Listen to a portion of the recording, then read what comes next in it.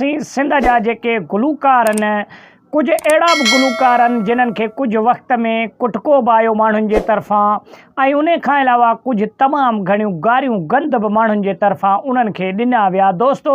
अहिड़ा 5 फ़नकार असां तव्हांखे हिन वीडियो में ॿुधाईंदासीं ऐं उन्हनि 5 फ़नकारनि जा नाला ऐं उन्हनि 5 फ़नकारनि कहिड़ा कहिड़ा गीत ॻाया उन्हनि जे करे सिंध जी आवाम तमामु घणो उन्हनि खे गारियूं गंद ॾिनियूं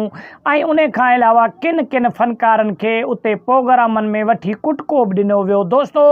सिंध जा फ़नकार सभई क़ाबिल एतिराम आहिनि लेकिन कुझु कुझु फ़नकार अहिड़ा बि आहिनि जेके आपे खां तमामु घणो निकिरी वेंदा आहिनि। दोस्तो हिन वक़्त जो फ़नकार जी ॻाल्हि कई वञे त माशूक शर जेको आहे उहो सरे फ़हिरिस्त आहे हिन फ़नकारनि जे लिस्ट में ऐं उन खां अलावा तव्हांखे ख़बर आहे त ॿिया बि खोड़ सारा फ़नकार आहिनि जिन्हनि खे वक़्त वक़्त ते जेको आहे सो माण्हुनि जे तरफ़ां तमामु घणो कुटको बि ॾिनो वियो ऐं गारियूं गंद बि कया विया। दोस्तो फ़नकार आपे मां निकिरी वेंदा आहिनि जॾहिं ॾिसंदा आहिनि त आवाम जे तरफ़ां तमामु घणी मोट पई मिले त पोइ इन जे करे फ़नकार वरी आपे मां निकिरी करे अहिड़ा अहिड़ा कलाम बि चई वेहंदा आहिनि जिन्हनि जे करे माण्हू तमामु घणो उन्हनि ते तनक़ीद बि कंदा आहिनि। त दोस्तो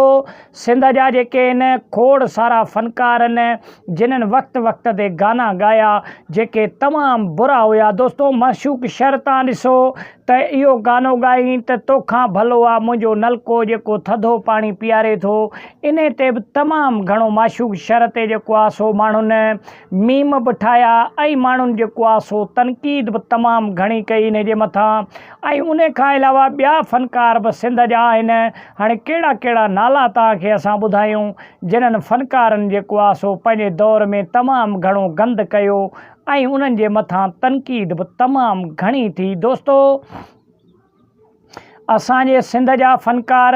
हूअं त तमामु घणा क़ाबिल एतिराम आहिनि, भला भला फ़नकार बि असांजे सिंध में थी गुज़रिया जीअं जलाल चांडियो, उर्स चांडियो ऐं मुमताज़ मौलाई, इहे बहितरीनु सिंध जा फ़नकार थी गुज़रिया। लेकिन हिन वक़्तु 2025 में जेके नवां नवां फ़नकार आया आहिनि उन्हनि तमामु घणो गंद बि कयो आहे ऐं उन्हनि जे करे माण्हुनि उन्हनि खे तमामु घणो तनक़ीद जो निशानो बणायो आहे। हिकिड़े वीडियो में तव्हां ॾिठो हूंदो